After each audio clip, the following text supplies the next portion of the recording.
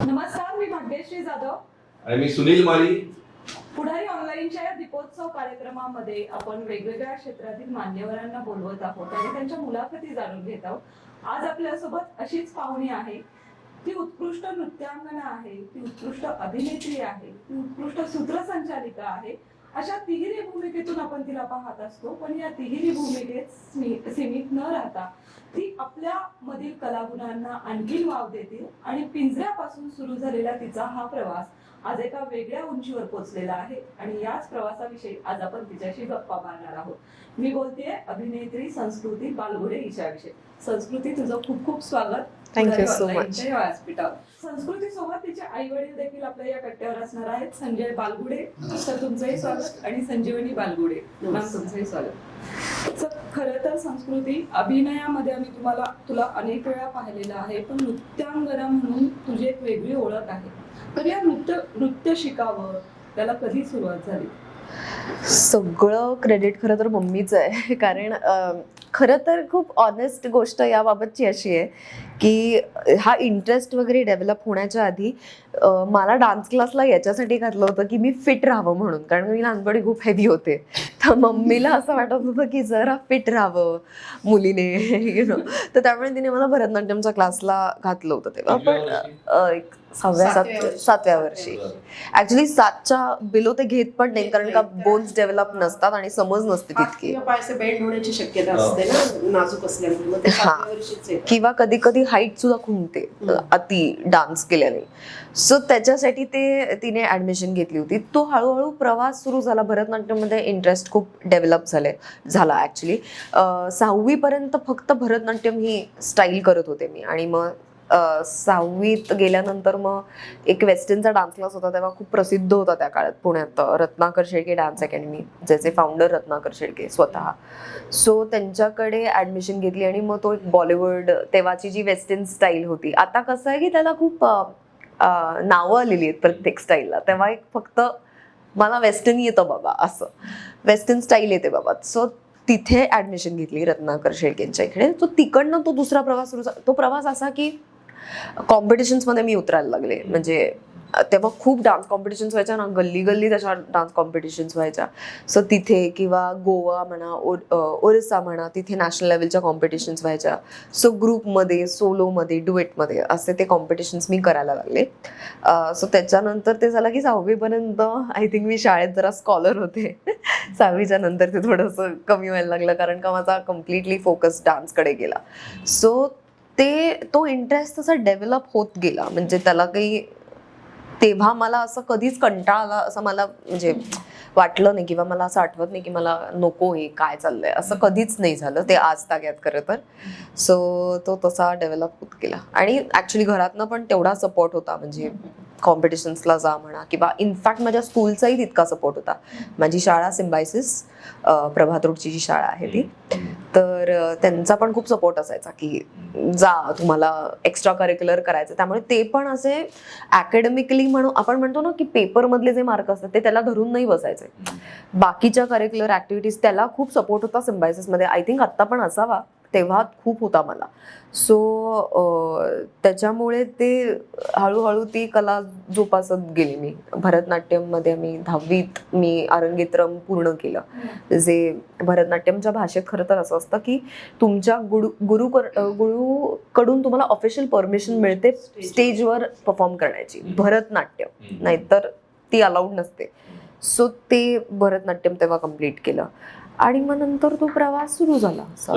तुम्ही सांगा ना, तुम्ही फिट राहावं यासाठी तिला पाठवलं क्लासला, पण तुम्हाला लक्षात कसं आलं आणि कधी तुम्ही तिला प्रोत्साहन द्यायला लागला की तिने स्पार्क दाखवतीये, याच्यात चमक दाखवतीये, त्यामध्ये काय तुमचा अनुभव म्हणजे त्यावेळेच तुम्ही कसं तिला प्रोत्साहन आणि तुम्हाला काय दिसतं? हो, जसं की तिने सांगितलं की तिचं वजन खूप जास्त होतं, म्हणजे जन्मतःच जास्त होतं, त्यामुळे ते पुढे तसंच राहिलं. तर आणि असं मला वाटत होतं की अभ्यासाच्या व्यतिरिक्त एक काहीतरी ऍक्टिव्हिटी असावी की ज्यात अभ्यासाचा कंटाळा आला तर आपलं मूल रमू शकेल, अशी ऍक्टिव्हिटी एक असावी असं मला वाटत होतं. आणि दुसरी गोष्ट म्हणजे तो क्लास घराजवळ होता म्हणजे हे पण एक होतं की जाण्या येण्याचा जास्त त्रास नव्हता. म्हणजे त्यावेळी हे पुढचं काही डोक्यात नव्हतं. एक जस्ट वेगळी ऍक्टिव्हिटी म्हणून मी त्याकडे पाहिलं होतं. तर सुवर्ण साळवे म्हणून तिच्या एक टीचर होत्या ज्या भरतनाट्यमचे क्लास तिथे होते, आणि मग तिला त्या क्लासला घातलं होतं. आणि मग त्या ताई मला जेव्हा तिला आणायला वगैरे जाईल तेव्हा ताई मला सांगायच्या की ती खूप छान करते, अहो तिला यात इंटरेस्ट आहे, तिच्या मुद्रा खूप छान होतात या वयात सुद्धा. मग त्यांचं छोटं मोठं गॅदरिंग असायचं क्लासचं, मग त्याच्यात पण ती परफॉर्मन्स करायची. मग ते असं ताई सांगत गेल्या म्हणून मग मी जरा त्याच्यात लक्ष घातलं की बाबा हिला. आणि बालभवनला ती जायची सारसबागेच्या समोर ज्या आहे, सॉरी तिथे बालभवन आहे, तर तिथे खेळण्यासाठी तिला घातलेलं होतं. तर तिथे सुद्धा ती गॅदरिंग मध्ये वगैरे उतरायला लागली. तर ते छान करायला लागली असं दोन्हीकडून आलं. शोभा भागवत होत्या तेव्हा, शोभाताई होत्या. तर त्यामुळे ते असं होत गेलं. मग त्याच्यात जरा तिला इंटरेस्ट निर्माण झाला म्हणून मग त्यात लक्ष घालून तिने परीक्षा वगैरे पण दिल्या प्रॉपर. आणि मग ते पुढे डान्समध्ये तिला खूप इंटरेस्ट निर्माण झाला. म्हणजे मुळात ती छान करायला लागली म्हणून जरा आम्ही लक्ष. संस्कृती, मग तू वेस्टर्न कडे जास्त लक्ष केंद्रित केलं का नंतर? नाही, केंद्रित ॲज सच नाही, पण ती स्टाईल नवीन होती. काय होतं, जेव्हा आपण काहीतरी नवीन शिकत असतो ना त्याचा इंटरेस्ट जास्त वाढत जातो. पण जेव्हा तेवढ्यापुरती ती स्टाईल म्हणजे ती अंगात येण्या इतपत मी ती शिकत होते आणि तेवढा इंटरेस्ट होता. पण जेव्हा काय होतं कधी कधी काही गुरूंचं असं म्हणणं असतं की जेव्हा तुम्ही भरतनाट्यम ही स्टाईल करता तेव्हा सायमल्टेनियसली जर दुसरी स्टाईल चालू असेल तर त्याचे ना पडसाद, आपण म्हणूयात पडसाद, ते थोडेसे या स्टाईलमध्ये दिसत असतात, उमटत असतात. तर त्यामुळे ते कट डाऊन करायला कम्प्लिटली 10वी हा असा काळ होता माझा की जिथे मी कम्प्लिटली वेस्टर्न बंद केलं होतं. म्हणजे तेवढं वर्ष एक समजून की नाही, आपल्याला हे नाही करायचंय आत्ता, आपल्याला फक्त भरतनाट्यम बेस्ड करायचंय. का तर ती ऑथेंटिकली तशीच्या तशी स्टाईल यावी त्या परफॉर्मन्स पर्यंत तरी. कारण अरंगेत्रम कसं असतं, आता बऱ्याचशा क्लासेसमध्ये किंवा जे गुरु असतात मोस्टली का दोघींचं होतं, चौघींचं होतं, किंवा कधी कधी 6 जणींचं पण होतं. खरं सांगायचं गेलं तर आर्थिक दृष्ट्या सुद्धा ते परवडणारं असतं. पण मी एकटीने गेलो होतं अरंगेत्रम, आणि मला असं वाटतं या दोघांचा जास्त तो आवाज होता की एकटं. आणि कारण मला असं वाटतं त्या अरंगेत्रम नंतर एक ट्रेंड सेट झाला होता. ते मोठमोठाले सेट, आणि कदाचित त्या अरंगेत्रम माझा असं एकमेव अरंगेत्रम असेल तेव्हा, अर्थात पप्पा आणि मम्मीच्या ओळखीने, की जिथे बसायला लोकांना जागा नव्हती. आणि अशा अरंगेत्रमला वगैरे फारशी गर्दी नसते, म्हणजे कारण क्लासिकल म्हणल्यावर त्याचं नॉलेज लागतं. पण कदाचित ना ते आमच्या म्हणूयात की रिलेटिव्ह मध्ये सुद्धा तो असा पायंडा पडला गेला की हिचं काहीतरी आहे, मोठं आहे काहीतरी, काय करतायत हे वेगळं. तर तेव्हाच्या काळात ते सेट वगैरे होते. म्हणजे असं होतं की ते मागे असं LED वर असा कृष्णाचा डान्स असेल तर तो कृष्ण आला होता, असं खूप काही होतं ते तेव्हा. तर ते खूप असं ग्रँड दिसलं होतं अरंगेत्रम, आणि मी एकटीने केलं होतं त्यामुळे ते कष्ट जरा जास्त होते. आर्थिक पेक्षा ते स्टॅमिना राहणं महत्त्वाचं. तो एक 3 तास स्टॅमिना. म्हणजे मला आठवतंय की एक डान्स होता, वर्णम नावाचा एक डान्स असतो, तर तो ना अर्ध्या तासाचा डान्स असतो. तर कसं होतं की अर्ध्या तास तुम्ही जेव्हा 6 जणींमध्ये तो वाटप होतो तेव्हा कमी कमी येत जातं, पण तो अर्ध्या तासाचा डान्स असतो आणि त्याच्यानंतर मध्यंतर असतं. तर बाप्पांना टेन्शन आलं की हा डान्स संपतच नाहीये, किती वेळ लागते. आणि आम्हाला म्हणजे आता जेव्हा मी आता नाही तेव्हा पण असं होतं की हो, वर्णम इतक्याच वेळेचा असतो, म्हणजे त्याला काही दुसरं ऑप्शनच नाहीये. काही कसं आहे भरतनाट्यम बेसिकली मला असं वाटतं कोणतीही डान्स स्टाईल ना, तिथे असे आपण म्हणतो बॉलिवूडमध्ये 2-3 मिनिटाचा डान्स कधीच नसतो. तो चालूच 5-6 या मिनिटांनी होतो, मग तो 9 आणि मग अर्धा तास. तो वर्णम हा सगळ्यात अवघड मानला जातो डान्स, आणि त्याची लेंथ पण तितकी मोठी असते. सो हे तसं पाहिलं तर त्यांनाही नवीन होतं खरं तर, आणि आमच्या रिलेटिव्हला किंवा आमच्या समाजात म्हणूयात आपण, ते जरा खूपच नवीन होतं सगळ्यांना. सो ते काय म्हणतात त्याला, ते अरंगेत्रम तेव्हा तितक्या मोठ्या पद्धतीने झालं होतं. तर तेव्हा मी जरा वेस्टर्न स्टाईल थोडी कमी केली होती. पण हेही सांगते की त्याच्यानंतर परत वेस्टर्न स्टाईलला जायला मला अवघड पडलं होतं, कारण का 1 वर्ष सलग भरतनाट्यम, तर त्यामुळे ते एक वेस्टर्नचा एक लहेजा असतो, बाज असते, एका वेगळ्या पद्धतीने तुमचं अंग हलायला हवं असतं. ते जरा डिफिकल्ट गेलं मला नंतर. अरंगेत्रम म्हणजे गुरुला मानवंदना, हो, आणि त्यांना त्यांच्याकडून दीक्षा पूर्ण झाली. करेक्ट.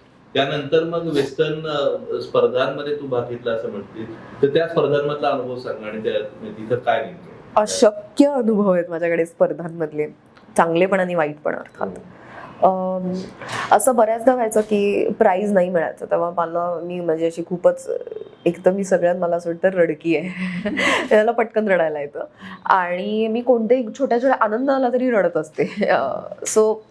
तर तेव्हा ते कळायचं नाही, असं वाटायचं की आपल्या कॉम्पिटिटर्सला प्राईज मिळतात, आपल्या क्लासमधल्या मुलींना प्राईज मिळतात, आपल्याला मिळत नाहीये.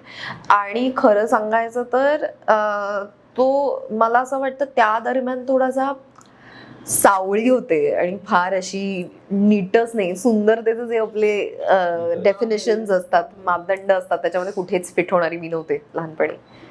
आणि मला ऍक्च्युली असं आता वाटतं, आत्ताही नाहीये, पण ते कसं असतं, थोडासा आपण डेव्हलप होत जातो, ग्रूम होत जातो.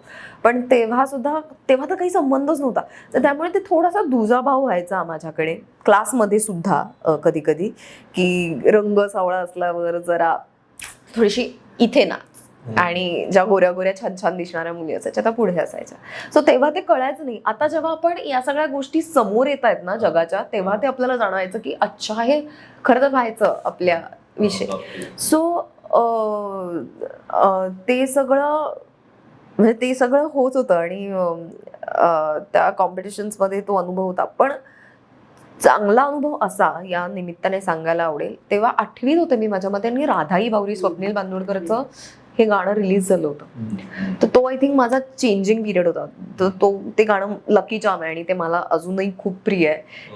तो डान्स जसा मी करायला लागले ना, तर मला आठवतच नाही मला दुसरा नंबर मिळालाय त्या डान्ससाठी. हा, सेमी क्लासिकल होतं ते. आणि ते मी 8वी पासून ते कॉलेज कॉम्पिटिशन्स पर्यंत करत आले होते. सो 8वी पासून दोन कॉम्पिटिशन्सला असं झालं, मुरुड एका गावात आम्ही गेलो होतो आणि कुठेतरी एक गाव होतं, तिथे मी विटा, तर तिथे मी ते राधाई बावरी परफॉर्म केलं. तर अर्थात आता इतकं जिंकल्यानंतर एक थोडीशी अपेक्षा असते की हो ऑफकोर्स मला मिळणार आहे पहिलं बक्षीस याच्यासाठी. आणि मला तिन्हीमध्ये कुठेच नव्हतं, 5 ऍक्च्युली उत्तेजनाला पण नव्हतं. तर ते थोडं कसं असतं की त्यांचे ते रिलेटिव्ह मध्ये कदाचित किंवा जे काय झालं असेल तेव्हा कळलं नाही, म्हटलं 5 मध्ये पण आपण नाही. आणि काय होतं की तेव्हा ना उत्स्फूर्त दाद यायची त्या डान्सला खूप, कारण का तो बसवलाही छान होता तसा आणि तो व्हायचाही तितका छान, खूप मनापासून करायचे तो डान्स. तर ती उत्स्फूर्त दाद यायची तेव्हा. तर असं झालं की ती कॉम्पिटिशन झाली, त्याचे अनाऊन्स झाले सगळे रिझल्ट्स, आणि मला झालं की रे नाही मिळत आता 5 आणि दुसऱ्या का तिसऱ्या दिवसानंतर अशी न्यूज आली की तिकडचे गावकरी भांडले होते माझ्यासाठी की हिला पहिला द्या, ही राधाई बावरी जिने केलं होतं तिला द्या. सो हा एक खूपच वेगळा अनुभव जो मी विसरू शकत नाही, कारण जेव्हा दुसऱ्याला आपल्या कलेची कदर असते, जेव्हा ती तिथपर्यंत पोहोचते तेव्हा ते जास्त मोठं असतं असं मला वाटतं. आणि हे असं 2 ठिकाणी झालं, मुरुडला आणि विटाला पण, की नाही तिला पहिलं द्या. सो तो हा कॉम्पिटिशनचा वेगळा अनुभव.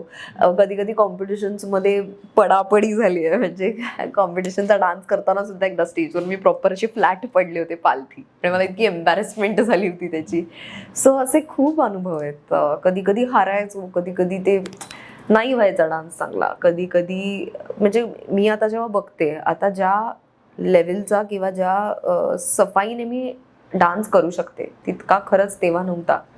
तो हळूहळू रियाज करत करत माझ्यामध्ये माझा डान्स जास्त डेव्हलप झाला तो 10वी नंतर, खूप डेव्हलप झाला. म्हणजे डान्समधले खूप छोटे छोटे बारकावे मला कळत गेले की हे कसं, ही स्टेप 1 2 3 4च व्हायला पाहिजे तर ती छान दिसते, ती 3 3.5 होता कामा नये. तर हे स्वतः जेव्हा कळायला लागतं, आरशात बघू आपण जेव्हा करतो तेव्हा ते माझ्या मते खूप त्यामध्ये असे कोणते कोणते प्रकार आहेत की जे अजूनही लोकांना माहिती नाहीयेत आणि तू कोणते कोणते शिकलीस? आणि त्यातला पण दुसरा जोडून प्रश्न की भारतीय नृत्य शैलीमध्ये भरतनाट्यम, कथकली पासून ते मोहिनीअट्टम पर्यंत 8-9 ओडिसी असे 8-9 प्रकार आहेत. तसे पाश्चात्य आम्हाला म्हणजे सर्वसामान्य रसिकांच्या दृष्टीने पाश्चात्य नृत्य असंच वेस्टर्न स्टाईल, तर त्या वेस्टर्न स्टाईलमध्ये जसं भारतीय हे प्रकार आहेत, तर त्याच्या वेस्टर्न स्टाईलमध्ये सर्वसामान्य रसिकांनी त्याचा आस्वाद घेता यावा त्यांना, यासाठी थोडस त्याचं विषय सांगणार काय, हाऊ टू वी कसं आता काय तिकडे अमेरिका बेसिकली तिथे स्ट्रीट डान्सिंग म्हणजे कसं आपल्याकडे पथनाट्य हा प्रकार कसा होतो पण आपल्याकडे तो अभिनय असतो मग थोडंसं डान्सिंग असतं तिथे स्ट्रीट डान्सिंग होतं अमेरिकेत म्हणजे असे ग्रुप्स असतात ते एकत्र नाचतात तिकडे फ्री स्टाईल त्याला हिपहॉप बेसिकली त्याला एक नाव दिलेलं आहे किंवा स्ट्रीट डान्सिंग जे आपल्याकडे लोकांनी म्हणजे आता काही चित्रपट पण येऊन गेले ABCD म्हणा ABCD 2 म्हणा त्याच्यामध्ये त्याचा जास्त वापर केला किंवा मला असं वाटतं रेमो डिसूजा यांनी ती स्टाईल जास्त डेव्हलप केली आपल्याकडे जेव्हा ते रियालिटी शोज करायला लागले किंवा टेरेन्स लुईस जे कंटेम्पररी डान्स शिकवतात सो ती स्टाईल त्यांनी तिकडची घेऊन इकडे ती मला असं वाटतं ते जास्त लोकांपर्यंत ती पोहोचवली म्हणून ते लोकांना कळली की ही इकडची स्टाईल आहे नाही तर आपल्याकडच्या स्टाईल्स म्हणजे कसं की आपल्याकडे फोक डान्सेस खूप आहेत आपल्याकडे फोक डान्सेस लावणी नृत्य आहे किंवा कोळी नृत्य आहे तर हे आपल्याला माहिती असलेले स्टाईल्स वेस्टर्नमध्ये आता इतके त्याला काय म्हणतात त्याला इतके रस्ते आहेत खरं तर त्या स्टाईल्सला खूप खूप स्टाईल्स आहेत हिपहॉप स्टाईल्स आहेत फ्री स्टाईल आहे लॉकिंग पॉपिंग जे एक असतं जे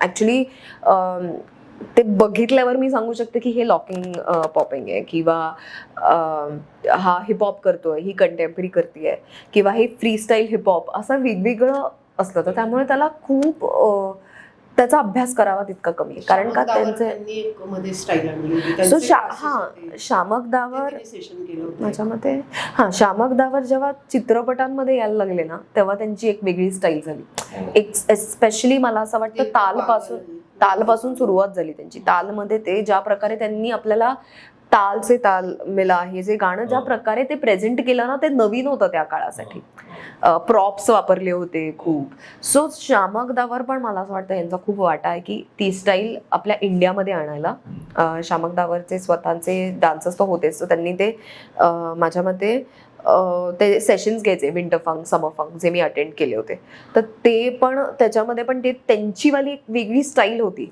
बॉलिवूड कंटेम्पररी अशी एक स्टाईल होती बॉलिवूड हा आपला डान्स असतो म्हणजे जे बॉलिवूडमध्ये दाखवतात ते आपण करायचं ती फ्री स्टाईल असते तर ती मला असं वाटतं सगळ्यांमध्ये असते कारण आपण सगळे बॉलिवूडचे चित्रपट बघतो पण हे जे कंटेम्पररी हिपहॉप त्याचे एक लॉकिंग पॉपिंग हे ना खूप वर्षोनुवर्ष ते प्रॅक्टिस करून करून करून आता काही जणांचं ग्रास्पिंग पॉवर इतकी चांगली असते त्यांना पटकन जमून जातं पण असे बरेचसे स्टाईल्स आहेत जे तुम्ही करू शकता आणि ज्याची प्रॅक्टिस करून करून ते येतात तुमच्या अंगात ते असं बॉलिवूडच्या स्टाईल विषयी आता तू सांगत होती बॉलिवूडमध्ये जे वेस्टर्न वापरतात आता आपण जे बघतो वेगवेगळ्या मूवीज मध्ये तर ते काय ते कशावर भरते या सगळ्यात तू आता हिपहॉप पासून जे सांगते ते मिक्सचर असतं म्हणजे मला तरी असं वाटतं ते ना मिक्सचर आहे सगळ्या स्टाईल्स म्हणजे आता कधी कधी कसं असतं काय काय फॉर एक्झाम्पल आता फरक सांगते की सरोज खान किंवा वैभवी मर्चंट किंवा अशा ज्या कोरिओग्राफर्स आहेत जे इंडियन जास्त बसवतात कजरारे सारखे सॉंग्स किंवा आजा नचले म्हणा किंवा सरोज खान यांनी आत्ता रिसेंटली एक मोहे रंगदू लाल त्यांनी कोरिओग्राफ केला होता माझ्यामध्ये सॉरी ते यांनी केलं होतं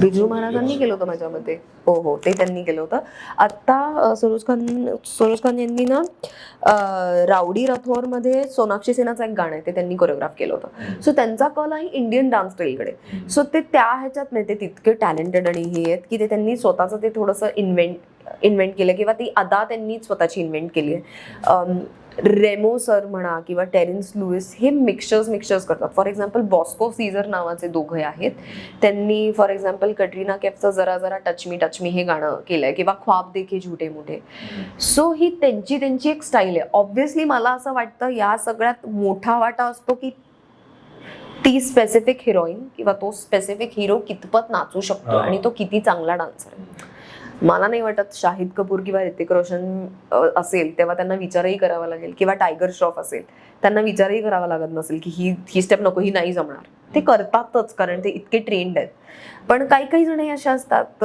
की त्यांना चांगलं दिसणं सुद्धा कोरिओग्राफरच्या हातात असतं एखादी वाईट कोरिओग्राफी चांगल्या परफॉर्मरला सुद्धा वाईट दिसू शकतो आणि एखादा चांगला कोरिओग्राफर चांगली कोरिओग्राफी नॉन डान्सरलाही तितकंच उत्तम दिसू शकतो सो खूप मिक्सचर आहे या सगळ्याचा तो एक स्पेसिफिक नाही आहे आपण बॉलिवूड असं याच्यासाठी म्हणतो की त्या स्पेसिफिक डान्सची ती कोरिओग्राफी असते ती बॉलिवूड कारण का ते बॉलिवूड गाणं आहे आणि ते लोक खूप कॉपी करतात आणि नाचतात. तर ती एक बॉलिवूड स्टाईल होऊन गेली आपल्याकडे, बॉलिवूड फ्री स्टाईल, की ज्याच्यामध्ये मग इंडियन येतं, कधी कधी वेस्टर्न स्टेप्स पण ऍड होतात. सो मला असं वाटतं चांगलं करणारे आता तू 2-3 नाव घेतली, टायगर श्रॉफ आणि ऋतिक. तसं चांगलं वेस्टर्न म्युझिक किंवा नृत्य करू शकणारे बॉलिवूड अभिनेते आणि चांगलं नृत्य करू शकणाऱ्या अभिनेत्री आणि करू न शकणारे दोघांचे तू हाऊ यू अॅनलाइज, तू तुझ्या शब्दात सांग. मला असं वाटतं ना की ऋतिक रोशन मला अतिशय आवडतो, म्हणजे मी खूप मोठी फॅन आहे त्याची. याच्यासाठी की तो उत्तम डान्सर आहेच आहे, म्हणजे त्याला काही वादच नाही.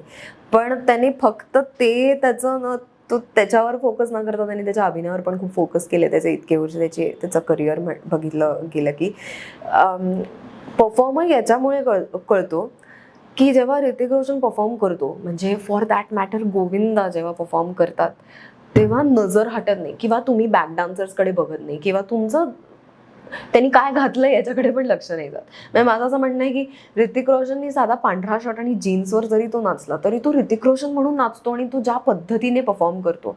बरं, यांचे जे किस्से काही काही ऐकलेले आहेत की ऋतिक रोशनचं, तर मी असं ऐकलंय की तो डान्स स्टाईल जेव्हा ती कोरिओग्राफ होते तेव्हा आरशांमध्ये तो 50 वेळा ती कोरिओग्राफी करत असतो बघण्यासाठी मी या स्टेपमध्ये कसा दिसतोय. सो ते ना सेल्फ ऑब्झर्वेशन शिवाय होऊच शकत नाही. मी वेगळं नाव घेण्याची गरज नाहीये. जगाला माहिती आहे की माधुरी दीक्षित या किती उत्तम परफॉर्मर आहेत. म्हणजे त्यांच्या, आता तुम्ही विचारलंय म्हणून एक किस्सा सांगते.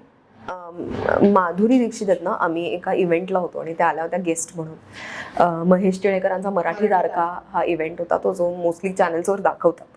तर त्याच्यामध्ये त्यांना ट्रिब्यूट होता, त्यांना आणि श्रीदेवी यांना ट्रिब्यूट होता. तर श्रीदेवी येऊन गेल्या होत्या आणि माधुरीजी आल्या होत्या. तर त्यांच्या 1-2-3 गाण्यावर मला परफॉर्म करायला चान्स मिळाला होता. आणि ऑब्व्हियसली जरा धाकधुकी, कारण त्यांचं गाणं आणि त्या समोरच बसल्या होत्या. त्याच्यानंतर कार्यक्रम झाला आणि आम्ही सगळ्या अशा लाईनमध्ये उभे होतो आणि त्या मध्ये उभे होत्या आणि त्यांना रिक्वेस्ट केली की प्लीज प्लीज आमच्यासाठी थोड्याशा स्टेप्स. म्हणजे ऑब्व्हियसली कोण नाही करणार. आणि बिंग माधुरी दीक्षित त्या हो म्हणाल्या, की त्या कधीच नाही म्हणत नाहीत मला असं वाटतं, त्यामुळे त्या हो म्हणाल्या. आणि त्यांचा 1.5 इश्क्या माझ्यामध्ये 1.5 इश्क्या जस्ट येऊन गेला होता. तर कोणतं गाणं तर त्या म्हणाल्या कोणतं येतं, ते हमरी अटरिया आहे तर ते लावलं तरी तुम्ही चालेल. आणि माझा व्ह्यू असा होता की 4-5 जणी होत्या आणि त्या तिकडच्या तिथे मला अशा दिसत होत्या, म्हणजे मी डोकावून बघत होतो त्यांना, एका लाईनीमध्ये होते म्हणून. सो त्यांनी असा पदर वगैरे खोचला आणि ते गाणं प्ले झालं. आणि मी, म्हणजे अतिशयोक्ती नाही होणार, पण जेव्हा त्या 2 मिनिटात उभ्या उभ्या परफॉर्म करायला लागल्या, प्रॉपर परफॉर्मन्स पण नाही, फक्त अदाकारी करायला लागल्या आणि त्या इतक्या तेजस्वी दिसत होत्या, बापरे. म्हणजे तो ग्लो अचानक आला कुठून तरी. म्हणजे एका पॉईंटला कधी कधी असं आपलं असतं की नाही ती प्रत्यक्षात इतकी छान नाही दिसत, पण ती स्क्रीनवर फार भारी दिसते, किंवा ती स्क्रीनवर भारी दिसते प्रत्यक्षात इतकी, हे जे आपलं एक असतं ना थोडंसं. तर त्या खूप साध्या साडी नेसून आल्या होत्या, त्या सुंदर दिसतच होत्या ऑब्व्हियसली. पण ज्या क्षणाला त्या परफॉर्मन्स करायला लागल्या ना, तर त्या स्टेजवरच्या लाईट्स आणि त्यांच्या चेहऱ्यावरचा तो ग्लो, मी खोटं नाही सांगत, मला भरून आलं त्या 2 मिनिटं त्या क्षणी, की का माधुरी दीक्षितचा म्हणजे सगळे इतके वेडेत का त्या या एका गोष्टीसाठी, की हे ना फक्त तुम्ही मनापासून केलं ना तरच होतं, किंवा त्याचा तो रियाज असतो आणि ते तसंच होतं. तसं मला असं वाटतं की जेव्हा हे जे प्रॉपर परफॉर्मर्स असतात ना, बॉलिवूड ॲक्ट्रेसेस म्हणा किंवा आपले मराठी ॲक्ट्रेसेस सुद्धा आणि मराठी हिरोज सुद्धा आणि बॉलिवूड हिरोज सुद्धा, ज्या पॅशनने ते नाचतात ना, त्यामुळे ते स्टार होतात. So it is not about की तुम्ही किती उत्तम डान्सर आहात. मला असं वाटतं नेहमी तुम्ही किती उत्तम परफॉर्मर आहात ना, हे खूप मॅटर करतं. कारण ऋतिक रोशन जरी बॅक डान्सर्स इतका ट्रेंड असेल ना, जेव्हा ऋतिक रोशन नाचतो त्यांच्यामधला फरक कळतो. तो तितका तोडीने नाचतो, पण तरी तो ऋतिक रोशन आणि हिरो म्हणून नाचतो. सो हे परफॉर्मन्स करताना सुद्धा माझ्या पण खूप डोक्यात बसलंय इतके वर्ष, की मी सपोर्टिंग डान्सर पण होते, मी बॅक डान्सर म्हणून पण काम केलंय. आणि आता जेव्हा तुम्ही लीडमध्ये येता, तर बॅक डान्सर्स आणि तुमच्यामध्ये काय फरक आहे आणि तुमची ग्रोथ किती आहे हे तुम्हाला एव्हरी टाइम जेव्हा तुम्ही परफॉर्मन्स करता हे दाखवणं गरजेचं असतं. माधुरी दीक्षित अगेन, त्या पण तितक्याच सपोर्टिंग डान्सर्स इतक्या सुंदर नाचतात. इनफॅक्ट कदाचित सपोर्टिंग डान्सर्स त्यांच्यापेक्षा उत्तम नाचत असतील, त्यांचा रियाज जास्त असतो. पण तुम्ही बघूच शकत नाही दुसऱ्याकडे, आणि ती पॉवर आहे. आणि मला असं वाटतं ती पॉवर, म्हणजे तो माझा प्रयत्न असतो एव्हरी टाइम मी जेव्हा परफॉर्म करते, की लोकांचं. मराठीमध्ये असे कोणते कलाकार आहेत जे तुला असं वाटतं की हे खूप उत्तम नृत्य करतात? बरे ऑनेस्टली माझे ना कोरिओग्राफर्स खूप फेवरेट आहेत मराठीमधले, की जे उत्तम परफॉर्मर्स पण आहेत आणि कोरिओग्राफर पण आहेत. एक त्याच्यामधला आशिष पाटील, तो मी त्याला नेहमी म्हणते की तू एखाद्या मुलीच्या म्हणजे एखाद्या मुलीला लाज आणशील इतका तू ग्रेसफुल आहेस. म्हणजे मला ज्या प्रकारे तो परफॉर्म करतो ते खूप आवडतं. दीपाली विचारे आहे, ती एक सुंदर परफॉर्म करते मला असं वाटतं. बाकीचे परफॉर्मन्स मला असं वाटतं की पूजा सावंत एक उत्तम नृत्यांगना आहे, she is a very good performer. Sonali Kulkarni junior is a very good performer. मला यांचे डान्सेस बघायला खूप आवडतं. नाही तर कधी कधी कसं होतं की जेव्हा आपण स्वतः परफॉर्मर असतो ना, तेव्हा आपल्याला चुका पटपट पटपट कळायला लागतात. आणि मलाही जेव्हा मी परफॉर्म करत असते तेव्हा मला माझ्या चुका इतक्या पटकन दिसतात. तर त्यामुळे पण या दोघी परफॉर्म करत असतील किंवा हे सगळे 4 जण परफॉर्म करत असतील तर तेव्हा ते डिस्ट्रॅक्ट नाही होत असं वाटतं. ते खूप छान. आता तू क्लासिकल शिकली, म्हणजे भारतीय नृत्य प्रकार शिकली, नंतर वेस्टर्न कडे गेली, त्यानंतर तू अभिनयाकडे पिंजरा पहिले टीव्हीवरची तुझी मालिका झाली. ब्रेक कसा मिळाला किंवा तिकडे कशी गेली अभिनयाकडे आणि मालिकेकडे कशी? असा प्लॅन नव्हता खरं. म्हणजे कोरिओग्राफर व्हायचं होतं मला, आणि अजून सुद्धा मला कोरिओग्राफी करायला खूप आवडतं. पण मला असं प्रॉपर असं ठरवलं होतं की मला कोरिओग्राफर व्हायचंय, मला कोरिओग्राफ करायचंय असं. पण हे म्हणजे मनीनं ध्यानी ऍक्च्युली झालं जेव्हा मी 10वीत होते किंवा एक 11वी हा जो काळ होता, तेव्हा त्या डिझनीवरच्या मालिका खूप लागायच्या आणि त्या इंग्लिश असायच्या. आता कसं आहे की शिक्षणच सिम्बायसिसमध्ये झाल्यामुळे खूप वेस्टर्न इन्फ्लुएन्स होता तेव्हा. म्हणजे मला लाज नाही वाटत हे सांगायला, पण मला तेव्हा फारसं मराठी पण बोलता यायचं नाही नीट. सगळं इंग्लिशमध्ये कन्व्हर्सेशन व्हायचं. म्हणजे एक वाक्यात तर मी मम्मीला असं म्हणायचं की समजा बोलायचं असेल की हा फोन मी इथे ठेवू का, तर मी हे बोलू शकते. तर मी तेव्हा असं म्हणायचं की हा phone can I please just, असं ते व्हायचंच नाही. कारण ते सिम्बायसिस ही शाळाच अशी आहे, सगळ्यांना माहिती आहे की ते संस्कारच तुमच्यावर तसे होतात. सो डिझनी बघायचं, मग डिझनीवरच्या त्या इंग्लिश मालिका बघायच्या. तर असं बऱ्याचदा व्हायचं की मी त्याच्यातले सीन्स मला आवडायचे आणि ते मी माझे आरशासमोर करायचे आणि मला ते आवडायचे. कारण English comfortable language, Marathi comfortable language नव्हती तेव्हा. पण जेव्हा ती पिंजराची ही जी ऑडिशन मिळाली मला, प्रॉपर ऑडिशन होती. मला चांगलं आठवतंय की ती सेटवर पुणेरी मिसळचा सेट होता, तिथे बसलेले होते हे आपले सुनील तावडे, किशोरी अंबिये, अतुल तोडणकर, गिरीश वसईकर, आपले गिरीश ओग बसले होते. आणि मला असं हे कुठे ऑडिशनला पाठवलंय. म्हणजे तेव्हा मला त्याचा सिरियसनेस कळला नाही. पण कसं आहे, मला आत्ता या पॉईंटपर्यंत पण ऑडिशन्स अजिबात आवडत नाही. मला खूप ऑकवर्ड होतं ऑडिशन्सला.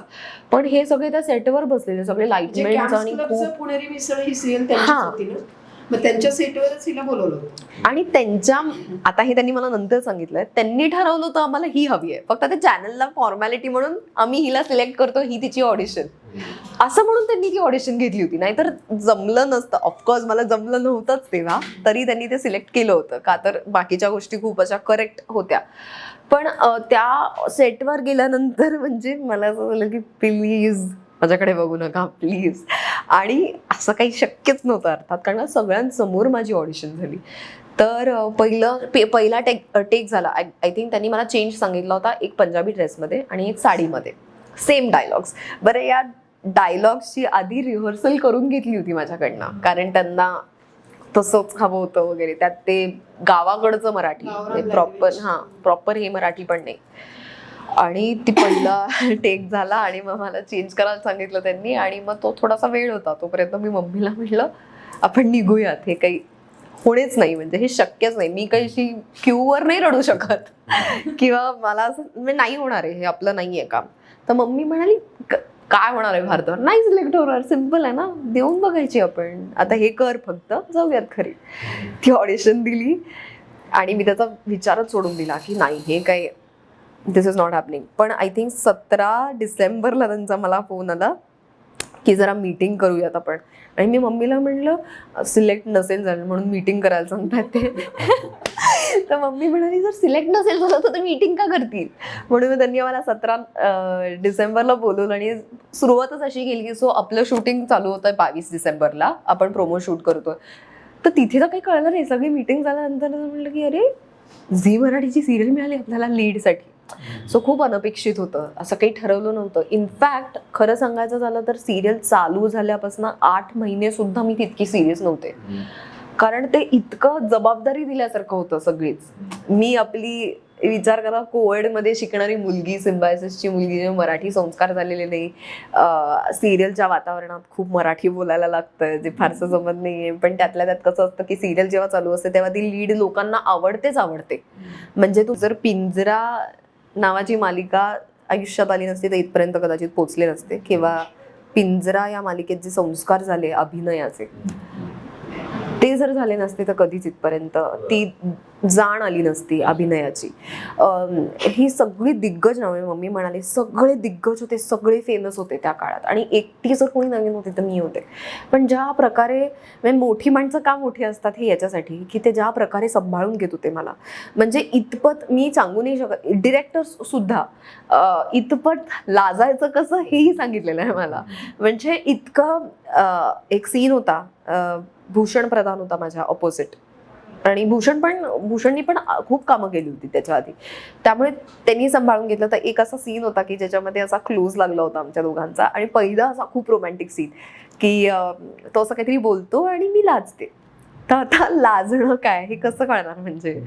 तर त्यामुळे आमचे डिरेक्टर होते, त्यांनी मला सांगितलं होतं, म्हणजे लिटरली असं सांगितलं आणि तसंच्या तसं फॉलो केलं होतं आणि मी ते वर्क झालं होतं. तर ते मला म्हणाले आता हळूच त्याच्याकडे वरती बघ, असं ते कमेंट्री देत होते आणि कॅमेरा रोल होत होता.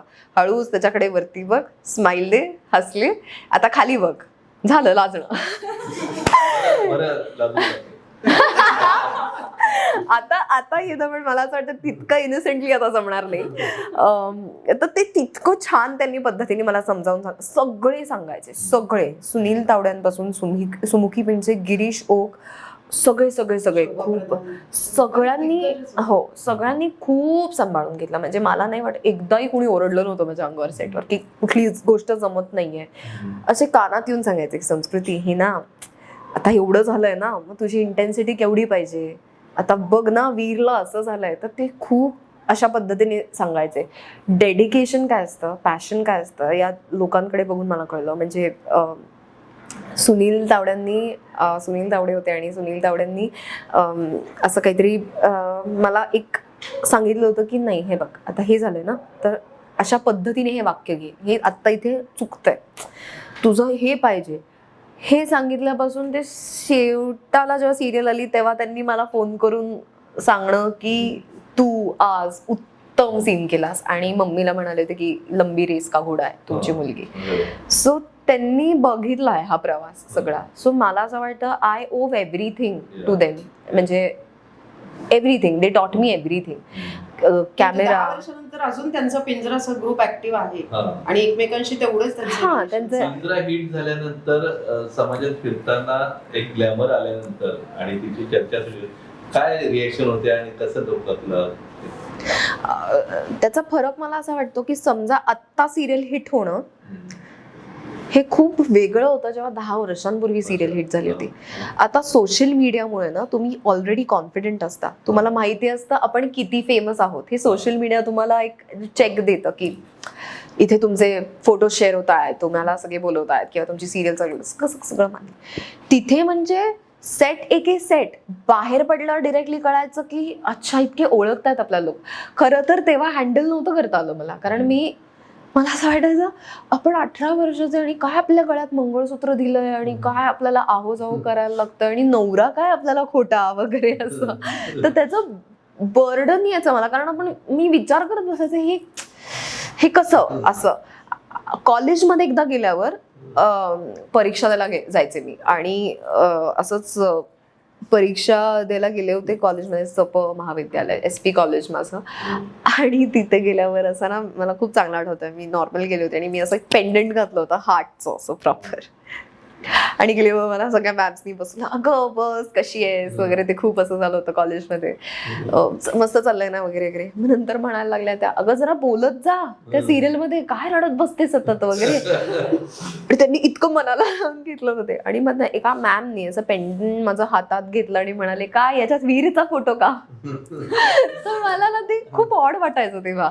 किंवा जेव्हा ते असं खूप आमच्या रिलेटिव्ह मध्ये पसरलं होतं की माझं आणि भूषण प्रधानचं लग्न ठरलंय आणि आम्ही आहोत एकत्र. या कल्पनेनेच की 18व्या वर्षी आपण लग्न करायचं, हे तर माझ्या म्हणजे बसतच नव्हतं डोक्यात. सो ते ना थोडंसं असं वाटायचं की काय चाललंय, अरे खूप आहे, म्हणजे आपण कसं हँडल करणार. जिथे जिथे जाऊ तिथे तिथे लोक अरे आनंदी असं व्हायचं. आता कळतं, आता माहिती आहे हँडल कसं करायचं. आता वाटेल त्या सिच्युएशन्सला हँडल करू शकतो. पण तेव्हा 10 वर्षांपूर्वी तुमची मालिका कसं आणि आत्ता कसं खूप फरक आहे, खूपच फरक आहे. हा, विवाह बंधन माझी दुसरी मालिका होती आणि तो रियालिटी शो केला, त्यामुळे मग त्यांनी ती मालिका विचारली. आणि खरं तर मला असं झालं होतं की जेव्हा मला यायचंय या क्षेत्रात, तर तेव्हा मला फिल्म्सनी यायचंय, मला सिरियल नाही करायचे. पण आता असं वाटतं की बरं झालं एक सिरियल मिळाली, त्याच्यानंतर तुम्हाला कॅमेरा काय आहे, टेक्निकल गोष्टीच कळतात. तर जेव्हा विवाहबंधन स्वीकारण्याचा एकच हेतू होता की अजून कॅमेरा फ्रेंडली मी झाली पाहिजे. म्हणजे काही सीन्स करताना आपल्याला थोडीशी लाज वाटते कॅमेरासमोर. मग तो रोमॅन्टिक सीन असू दे, मग तो इंटिमेट सीन असू दे, पण तुम्हाला त्या गोष्टीची लाज वाटते, कॅमेराचा प्रेझेन्स आपल्याला जाणवतो. सो ते कुठेतरी विवाहबंधनच्या निमित्ताने मला असं वाटलं की ते कॅमेरा बरोबर आहे ना, अजून आपण फ्रेंडली झालो पाहिजे. आपल्याला गोष्टी कळायला पाहिजेत सिरियलच्या ह्याच्यामधल्या, की समजा या लाईटला काय म्हणतात, या स्टँडला काय म्हणतात, किंवा कॅमेराच्या या अँगलला काय म्हणतात. सो त्या निमित्ताने ती सिरियल स्वीकारली होती आणि ती सुद्धा आय थिंक एक वर्ष चालली. त्या सिरियलमध्ये मला कॅमेरा इनफॅक्ट हँडल करायला पण मिळाला. सो ते पण ती खूप छान गोष्ट झाली. सो त्या दरम्यानच मला एका चित्रपटाची ऑफर आली होती आणि त्या दरम्यानच मी चित्रपट करत होते. रिलीज झालेला खरं तर सांगतो ऐका पहिला. पण त्या दरम्यान शिव्या नावाचा एक चित्रपट होता भूषण प्रधान बरोबर, तो मी शूट पहिला तो चित्रपट केला. म्हणजे मला चांगलं डे अँड नाईट चालू होतं तेव्हा. माझं काम तसं फार नव्हतं, कमी होतं, पण सिरियल आणि चित्रपट हे मॅनेज करणं म्हणजे ते पण सोडवत नव्हतं, आणि सिरियल तर कमिटमेंट महिन्याची. सो असं ते सायमल्टेनियसली चालू होतं तेव्हा. पण पहिला आला सांगतोय, पहिला रिलीज झालेला सांगतोय का, तो पहिला. कशी संधी मिळाली आणि चित्रपटाकडे आपल्याला जायचंच होतं. हो, हे आधी ठरवलेलं होतं. हो. आणि त्यावेळेला संधी मिळाली कशी आणि कसं आपल्याला पहिला अनुभव काय? सतीश राजवाडे यांनी डिरेक्ट केलेली फिल्म ती. आणि सतीश सरांचा मला असा अचानक एक दिवस फोन आला आणि मला तर काही कळेच ना की त्यांचा कसा काय फोन. ते म्हणाले माझा एक चित्रपट आहे, तो प्लीज भेटायला येशील का. ऑडिशन वगैरे पण नव्हती त्याची काही, फक्त भेटायला आहे, आम्हाला बघायचं आहे. सो जेव्हा मी भेटायला गेलो तर तेव्हा त्यांचा पहिला प्रश्न होता, मला वाटलं तू खूप मोठी आहेस वयाने. कारण सिरियलमध्ये मी इतकी, ऑफकोर्स ते पोक्त दिसायला होतं कारण तुम्ही ते कॅरेक्टर प्ले करत असता. पण जेव्हा त्यांनी मला विचारलं की वय काय वगैरे, तर आय थिंक 21 का 22 वर्षाची होते मी तेव्हा. आणि ऑपोजिट होते सचिन पिळगावकर, म्हणजे ज्यांच्या बायकोचा रोल. सो त्यांना असं झालं की खूप लहान आहे आता, म्हणजे कसं करायचं हे. सो त्यांनी ते कॅरेक्टर वाईज किंवा ते स्टोरी लाईन वाईजच असं केलं की तू त्या कलेच्या त्यांच्या प्रेमात पडतेस, म्हणून लहान असताना तरी त्यांच्याशी लग्न करतेस, असं त्यांनी खूप ट्विक केलं. पण असा त्यांचा फोन आला. त्यांना माहिती होतं की मी परफॉर्मर म्हणून आहे, म्हणजे मी परफॉर्मर, मला नाचता येतं बेसिकली. कारण का त्या सांगतो एकामध्ये तमास गिरणीचं कॅरेक्टर होतं, व्यक्तिरेखा तिची होती, तर त्यामुळे एक लावणी असणं हे गरजेचंच होतं. सो कदाचित ते पण त्या गोष्टी जुळून आल्या होत्या. सो त्या पद्धतीने ते झालं. खूपच कमाल एक्सपिरियन्स. पुढच्या चित्रपटांमध्ये आणि मालिकांपेक्षा चित्रपटांमध्ये ऍक्टर डान्सर का डान्सर ऍक्टर म्हणून आपल्याला प्रिफर केलं? मला असं वाटतं की बऱ्याच जणांचा दृष्टिकोन असा होतो की डान्सर ऍक्ट्रेस आहे, मोर दॅन ऍक्ट्रेस डान्सर, किंवा मोर दॅन अन ऍक्ट्रेस. मला असं वाटतं ऍक्ट्रेस म्हटल्यावर तुम्हाला सगळ्या गोष्टी आल्याच पाहिजेत. So dance is a very basic thing, it's a very basic thing. Even if you have to go to Bollywood, basic dancing हे आलंच पाहिजे. म्हणजे ज्यांना येत नसतं ते ट्रेनिंग घेत असतात जेव्हा त्यांचे चित्रपट चालू नसतात, एक बेसिक डान्सचं अंग असायला. पण मला असं वाटतं मराठी इंडस्ट्रीमध्ये तो थोडा भेदभाव आहे की नाही ती डान्सर आधी आणि मग ऍक्ट्रेस. जो मला असं वाटतं खूप चुकीचा आहे, कारण if I perform well doesn't make me a less of an actress, and if I am an actress great doesn't make me less of a performer. आधी मला या गोष्टीचा खूप त्रास व्हायचा आणि मी खूप विचार करायचे की लोक आपल्याला असे डान्सर ऍक्टर्स का कन्सिडर करतात. याचा अर्थ असा होतो की आपल्याला अभिनय तितका, आपण अभिनयाविषयी इतके सिरियस नाही होत का, असा अर्थ होतो का याचा, का आपल्याला दिग्गज काही लोक माहितीच नाहीयेत का आपलं तेवढा अभ्यासच नाही अभिनय क्षेत्रात का, तर बाबा तिला डान्स येतो, अरे ती डान्स करते. सो हे जे डान्स करते ना, हे खूप जाणवलं मला इंडस्ट्रीमध्ये, not going to lie about it. खूप जाणवलं, म्हणजे तोंडावर सुद्धा काही जण मला म्हणली खूप डान्स करते, ते डान्स नको करतो. मी म्हटलं मला अभिमान आहे त्या गोष्टीचा.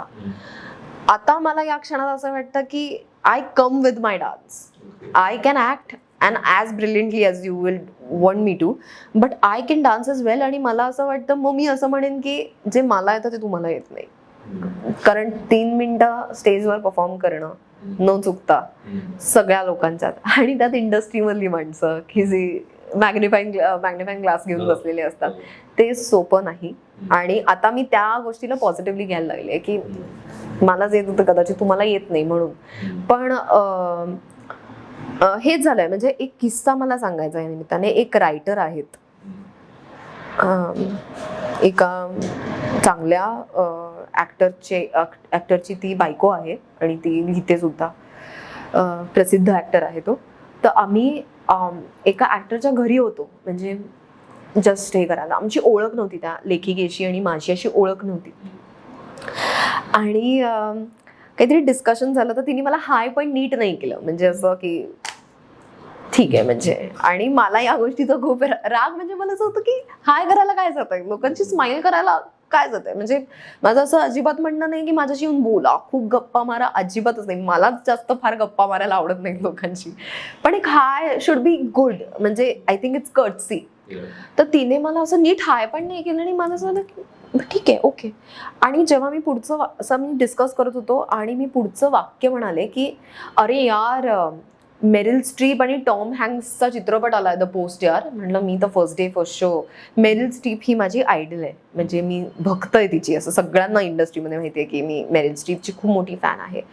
तर असं मी म्हटलं की अरे मेरिल स्ट्रीप आणि टॉम हँक्सचा द पोस्ट आला, पोस्ट नावाचा चित्रपट तेव्हा आला होता. म्हटलं फर्स्ट डे फर्स्ट शो तर जाणार डेफिनेटली.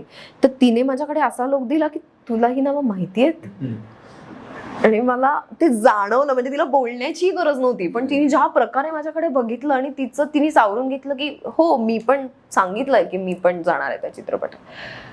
तर मला there's this line where you say की डोंट जज a book by it's cover. तुम्ही छान दिसताय याचा अर्थ तुम्हाला लोकांनी डोकं दिलं नाही असं नाही होत. म्हणजे हा, म्हणजे असं मला समज की हा ती छान दिसते, ती ग्लॅमरस आहे आणि ती ते मस्त आउटफिट्स घालते आणि इतकं छान मेकअप असतो आणि छान केस असतात. खरं तर ते तसं राहायला मला फारसं आवडत नाही. मला खूप असं कॅज्युअल आणि खूप असं राहायला आवडतं. ते माझं काम आहे आणि जर ते काम तसं आहे तर ते मी चोख करणारच. हे हा माझा अट्टाहास आहे. मी ते हाफ ग्लॅमरस याच्यात पण नाही त्याच्यात पण नाही असं नाही. जर माझा एम बॉलिवूड असेल तर मला गरजेचं आहे बॉलिवूडच्याच ऍक्ट्रेस इतकं छान दिसणं, किंवा छान नको म्हणूयात आपण, वेल मेंटेन्ड राहणं. त्यांची एक इमेज असते. खूप छोट्या आणि सोप्या शब्दात उदाहरण द्यायचं झालं तर आलिया भट्टनी उडता पंजाब सारखा चित्रपट केला, राजी सारखा सिनेमा केला, पण आलिया भट्टने स्टुडंट ऑफ द इयर सारखा पण सिनेमा केला. आलिया भट्टचे जेव्हा आपण इंस्टाग्राम ओपन करतो, आलिया भट्ट प्रचंड ग्लॅमरस आणि स्विमसूट्स मध्ये दिसते. याचा अर्थ काय, की ती डोकेबाज आहे, ती तिचं काम उत्तम करते, पण जेव्हा जसं तिला दिसायचं असतं तेव्हा ती तशी दिसते. सो माझं ते तसं म्हणणं आहे की आत्ता मराठीमध्ये असं होतं की बापरे ती खूप ग्लॅमरस आहे. तर याचा अर्थ असा होत नाही की ती कुठला दुसरा रोल करू शकत नाही. तुम्ही त्या दृष्टिकोनाने त्या स्पेसिफिक अभिनेत्रीकडे बघितलं पाहिजे. मी फक्त माझा विषय म्हणत नाहीये. मला असं वाटतं हे अनेक ज्या मुली सुंदर दिसतात त्यांच्याविषयी हे होतं, किंवा हे कन्व्हिनियंट पण आहे की ही सुंदर दिसते पण ही डान्स पण छान करते पण ती अभिनेत्री छान आहे कारण ती मला आवडते. सो ते पण होतं खूप की फेवरिझम खूप आहे मराठीमध्ये. असं पण मराठी इंडस्ट्रीमध्ये जेव्हा हे शो होतात, मराठी तारका असेल किंवा इतर शो असतील, या शो मध्ये बऱ्यापैकी बॉलिवूडचे सॉन्ग निवडले जातात, मग मराठी सॉन्ग का निवडले जात नाही? त्याचं टेक्निकल बाबी सांगायचे झालं तर आता समजा काय होतं, खूप स्पष्ट, हे कदाचित कोणाला फारसं माहिती नसेल, जेव्हा तुम्ही एका चॅनलवर शो टेलिकास्ट करताना कधी कधी मराठी चित्रपटाच्या गाण्याचे राईट्स दुसऱ्या चॅनलकडे असतात. ओके, सो ते तिथे वापरता येत नाही आणि ती खूप मोठी प्रोसेस आहे. मग ते विकत घेणं आणि मग त्याच्यात खूप पैसे इन्व्हॉल्ड असतात. आणि लेट्स फेस इट, काय होतं की आपल्याकडे मराठी ऑडियन्स आहे, पण आपल्याकडे फक्त मिडल एज्ड मराठी ऑडियन्स नाही आहे, आपल्याकडे माझ्या एजचा पण मराठी ऑडियन्स आहे, आपल्या जनरेशनचं पण मराठी ऑडियन्स आहे. जेव्हा मी पटकन चॅनल, आता मी ना हे लेमॅनच्या दृष्टिकोनातून सांगते, जेव्हा मी चॅनल बदलत असते, एखादं कुठलं तरी हनी सिंगचा रॅप किंवा असं रॅप लागलं तर 2 मिनिटं मला ते आवडत असतं म्हणून मी 2 मिनिटं थांबते आणि मी ते बघते. समजा अचानक चालू असताना एखादं मराठी जुनं गाणं लागलं असेल जे मला माहितीच नाहीये, तर ते माझा अटेन्शन स्पॅन तितका नसतो किंवा मी अट्रॅक्ट नाही होत. आणि याचा अर्थ असं नाही की मला मराठी गाणी माहिती नाही, मला सगळी मराठी गाणी, जुनी गाणी माहिती आहेत. म्हणजे मम्मीने तेवढं तर शिक्षण दिलंच आहे मला सगळी गाणी, मला इनफॅक्ट जुनी गाणी आवडतात. सो ते कुठेतरी चॅनलच्या पॉईंट ऑफ व्ह्यूने सुद्धा हे असतं, ऑडियन्सच्या पॉईंट ऑफ व्ह्यूने सुद्धा असतं.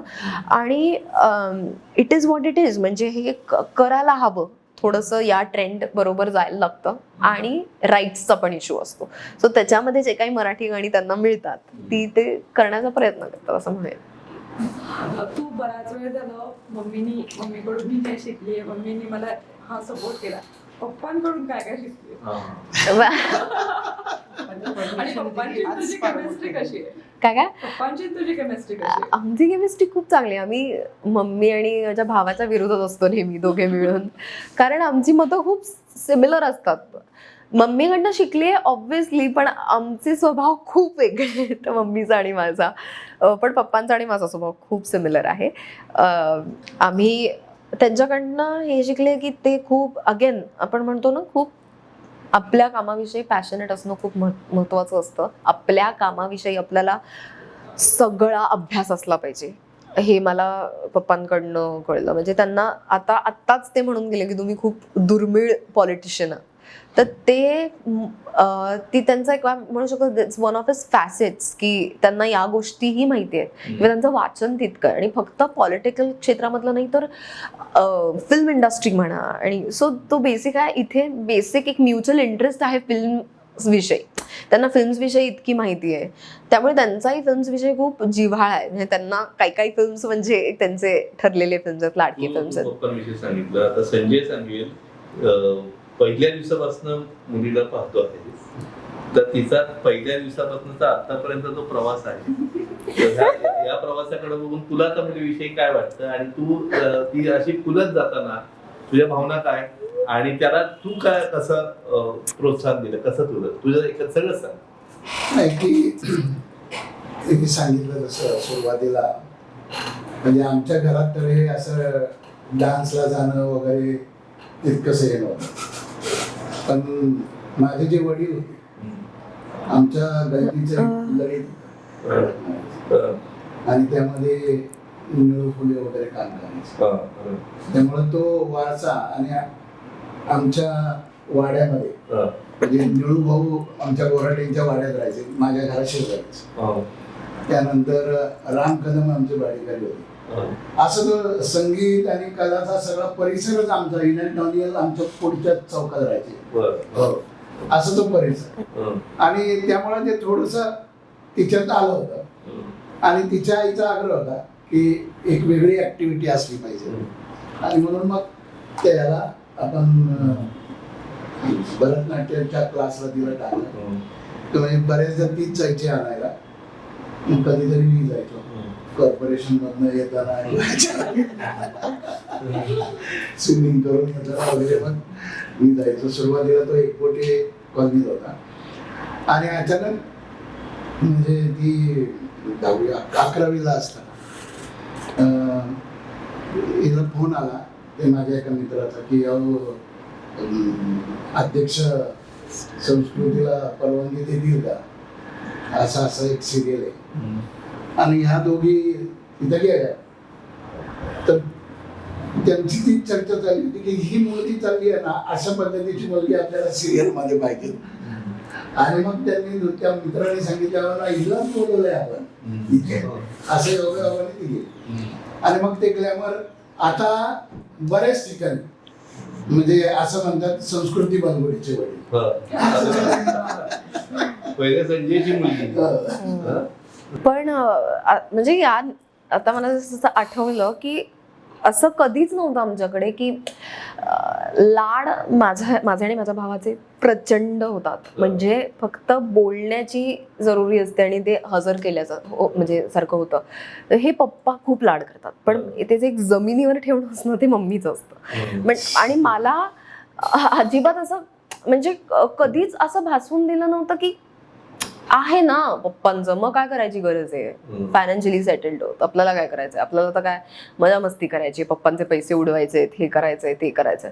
पण हे कधीच यांनी असं जाणवून दिलं नव्हतं. जे हवंय, जे गरजेचं आहे ते माझ्या समोर होतं आणि आत्ताही असतं. म्हणजे आत्ताही त्यांचं असं कळलं असतं की नाही तुझे पैसे नको वापरू, मी मला करू दे तुझ्यासाठी. पण मला असं वाटतं की जेव्हा ते मला एक 18व्या 17व्या वर्षी जरा वाटत होतं की नाही यार, आपण आपल्या पायावर उभं पाहिजे. म्हणजे ना, आपण आपले पैसे पाहिजे, आपले मम्मी पप्पांचे पैसे नाही, आपले पैसे पाहिजे. ते कदाचित याच दोघांकडनं आलं होतं की आपण आपल्या पायावर उभं पाहिजे. की फेमस न हे तर माझ्या डोक्यात नव्हतंच की फेमस झालं पाहिजे आणि ते पण या क्षेत्रात, असं काही नाही. पण आपल्या पायावर उभं असणं हे तेव्हा मला खूप वाटायचं, खूप स्ट्रॉंगली वाटायचं. हा किस्सा मी ऍक्च्युली सगळ्यांना सांगते की आम्ही एका इव्हेंटला होतो आणि सोनाली कुलकर्णीचा नटरंग जस्ट रिलीज झाला होता. तेव्हा मी लहान होते, आय थिंक 11वी होते फॉर शुअर. आणि आम्ही एका इव्हेंटला होतो आणि Sonali Kulkarni was at her peak of stardom. आणि ती बॅकस्टेज सगळा तो इव्हेंट झाला आणि सगळी गर्दी झाली तिला बघण्यासाठी, फक्त तिला बघण्यासाठी. इंटरप्ट करते मी. निकिता मोघेंचं पायल गुंद नावाचं ग्रुप आहे, तर त्याच्यात ती सपोर्टिंग डान्सर होती. म्हणजे एक अगेन तेच की तिचं वजन वाढू नये म्हणून एक ऍक्टिव्हिटी म्हणून तिथे आम्ही जात होतो. आणि तो एक्सपिरियन्स पण होता ऑनेस्टली. तेव्हा म्हणजे सगळ्यांची ओळख तेव्हा होती सोनाली. आणि मी जवळपास असिस्टिंग कोरिओग्राफर पण होते. म्हणजे ताई अशी कोरिओग्राफ करून सांगायची आणि मग मला सांगायची हा हे भार्गवीला शिकव, हे सोनालीला शिकव, हे श्रुतीला शिकव, श्रुती मराठी, सोनाली कुलकर्णी, किंवा हे शर्वरी जेमिनिसला शिकव. हे असं मी खूप शिकवलं या सगळ्या तयार. तर त्यामुळे त्यांना अगदीच अरे अशी आमच्या समोर. आता श्रुती तर माझी खूप चांगली मैत्रीण आहे, श्रुती तर खूप चांगली मैत्रीण आहे. आता सोनाली कुलकर्णी आणि मी एकत्र होतो, किंवा भार्गवी ताई माझी ताईच आहे ऑब्व्हियसली, खूप जवळची आहे. पण त्यांनी मला literally back dancer to the lead असा हा प्रवास बघितला. सो तेव्हा ना असं सो सांगण्याचा किस्सा हा की सोनाली कुलकर्णीला बघायला इतकी प्रचंड गर्दी झाली. म्हणजे तो स्टारडम, म्हणजे दॅट वॉज द स्टारडम. मी असं म्हणेन की ती फोटो काढतायत सगळे, तिच्याबरोबर मरत होते लिटरली गर्दी की आमच्याबरोबर सेल्फी काढ, आम्हाला ऑटोग्राफ द्या. आणि ती ना अशी त्या एकतर त्या अप्सरेच्या त्या आउटफिटमध्ये ती अप्सरा दिसायची लिटरली, आणि तिची लखलखती. आणि मी असं काहीतरी आवरत होते तेव्हा त्या बॅक स्टेज, आणि मी असं लक्ष केलं तिच्याकडे केवढी गर्दी आहे. तर मला ते बघून जरा इच्छा झाली होती की यार एक दिवस आपला कोणीतरी ऑटोग्राफ घ्यावा आणि एक दिवस आपल्याला पण एक रात्र अशी सेलिब्रिटी म्हणून जगता यावं की you know the lavish lifestyle. सगळे आपल्याबरोबर फोटो काढायला मरतायत, आपले ऑटोग्राफ्स. असं म्हटलं एक रात्र असं जगायचं. सो ती थोडीशी असं वाटतंय का? खूप रात्र अशी जगले मी आता. पहिलं प्रेम कोणतं, अभिनय का नृत्य?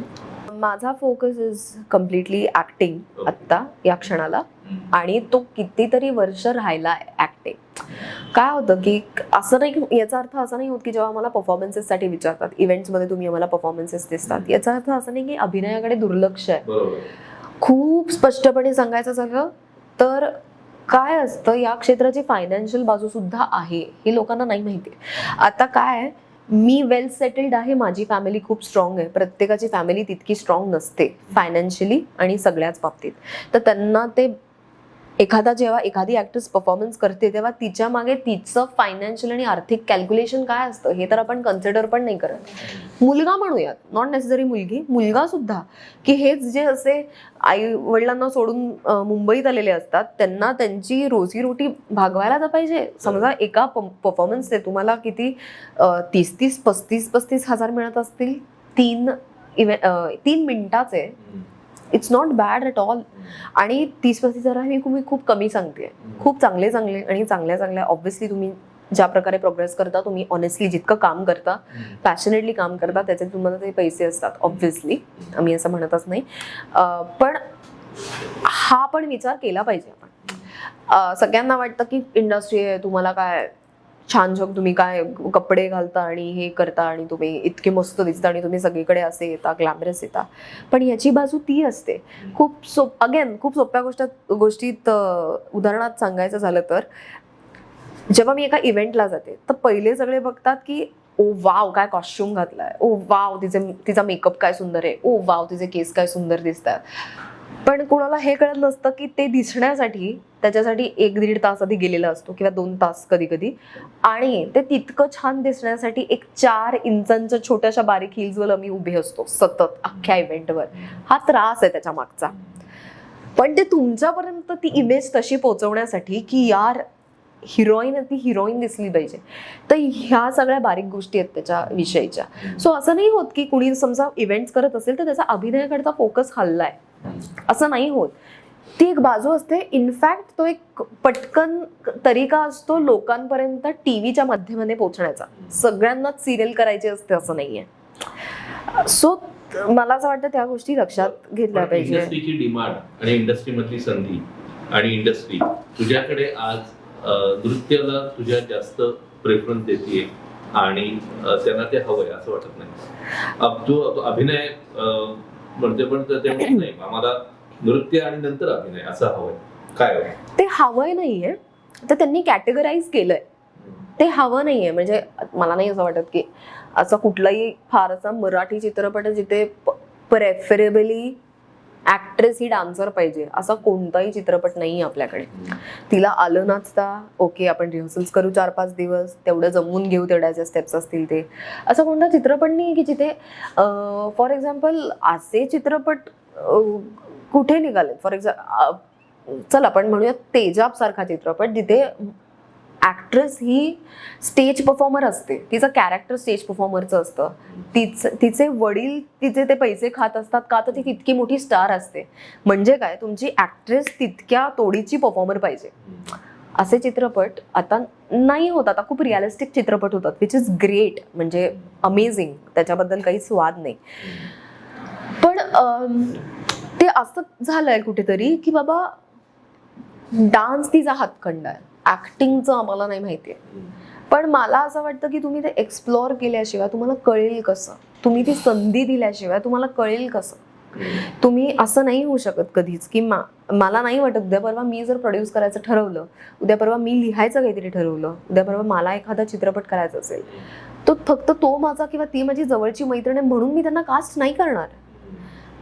मी असं नाही करू शकणार की एखादा 35 वर्षाचा मुलगा आहे त्याला मी कॉलेज गोईंग 20 वर्षाचा नाही दाखवणार. मी 20 वर्षाचा मुलगा घेणार आणि त्याच्यावर काम करणार, त्याच्यावर मेहनत करणार. तर मला असं वाटतं ही संधी कुठेतरी, ती संधी नाहीये, ती संधी मिळत नाहीये. आणि ऍज अ डान्सर म्हणून ते कमी लेखल्या जातं कुठेतरी की नाही ती परफॉर्म करते, ती डान्स करते, हे कमी लेखल्या जातं. आणि मला असं वाटतं की हे किती हास्यास्पद आहे की माधुरी दीक्षित म्हणा, श्रीदेवी म्हणा, वहिदा रहमान म्हणा, वैजयंती मला म्हणा, हेमा मालिनी म्हणा, यांनी त्यांची करिअर्स घडवली त्यांच्या डान्सिंगमुळे. आणि आज तुम्ही माधुरी दीक्षितचा कदाचित एखादा रोल नाही लक्षात ठेवणार, पण तिचा तो परफॉर्मन्स आणि तिचं ते गाणं लक्षात ठेवा. एका गाण्यामुळेच ते हिट झाल्या. आणि त्याच्यानंतर असं नाहीये की फक्त त्या एका गाण्यामुळे त्यांनी मेहनत घेतली. एक्झॅक्टली. सो माधुरी दीक्षित यांची गाणी इतकी प्रकर्षाने लक्षात आहेत आपल्याला.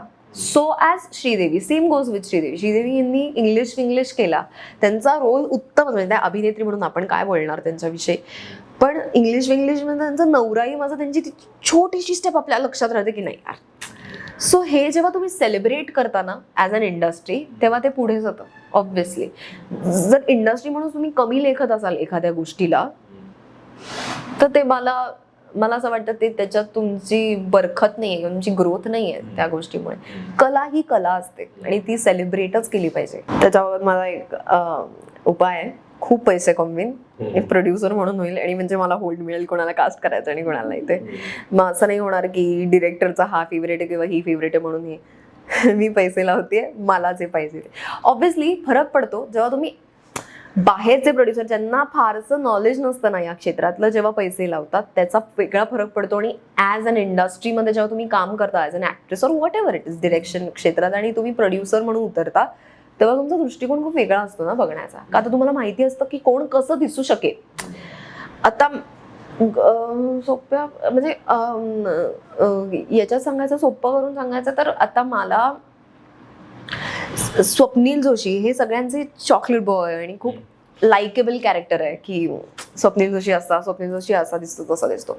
पण मला समजा स्वप्नील जोशी यांना विलन म्हणून किंवा ग्रे कॅरेक्टर म्हणून कास्ट करायचं असेल तर ते ॲज अन ॲक्टर त्यांच्यासाठी पण चॅलेंजिंग होतं आणि लोकांना वेगळ्याच लाईटमध्ये ते बघायला मिळतं. आफ्टर ऑल तुम्ही प्रेक्षकांना जी सवय लावता दाखवण्याची तेच प्रेक्षक बघतात. मग तुम्ही प्रेक्षकांवर हा आळ नाही लागू शकत की नाही यार मराठी लोकांना नाही चालत ही रियालिटी किंवा मराठी लोकांना नाही चालत अति ग्लॅमरस हिरोईन्स, त्यांना ते आपल्या जरा अशा. मग माझं म्हणणं आहे मग आपण चित्रपट का बनवतोय? मग चित्रपट आणि सिरियल्समध्ये फरक काय? मग काय म्हणजे जर रिलेटेबिलिटी फॅक्टर असेल तर तो आपल्याला सिरियल्समध्ये मिळतोय. पण जर रिलेटेबिलिटी फॅक्टर तुम्हाला चित्रपटात हवा असेल म्हणजे काहीतरी भव्य पाहिजे, म्हणजे मग मला असं वाटतं मग उडता पंजाब सारखे विषय पाहिजे, कुंभलंगी नाईट्स ही मल्याळी फिल्म आहे त्याच्यासारखे विषय पाहिजे, जोजी ही एक मल्याळी फिल्म आहे त्याच्यासारखे विषय पाहिजे. आणि असं नाही आहे, ते वेगळ्या वेगळ्या क्षेत्रात काम करतात. सो या सगळ्या गोष्टी मला असं वाटतं मी याचा खूप अभ्यास करेन आणि तेव्हा मी उतरेन जेव्हा मला उतरायचं असेल तर. दिग्दर्शन अवघड आहे, प्रत्येकाला जमू शकत नाही. मला असं वाटतं ॲक्टिंग मग कम्पॅरेटिव्हली सोपी, बट ॲज अ डिरेक्टर त्याला असं म्हणतात you are the captain of the ship. You are the captain and you have to be the captain. म्हणजे कुठल्याही अभिनेत्याला किंवा अभिनेत्रीला हे असं काम हवंय हे आधी डिरेक्टरला कळलं पाहिजे. प्लॉट काय, स्टोरी काय हे डिरेक्टरचा पहिला अभ्यास पाहिजे. तर जेव्हा मला असं वाटेल की आपण हे करू शकतो तेव्हा ते होईल, पण इतक्यात तर डेफिनेटली नाही.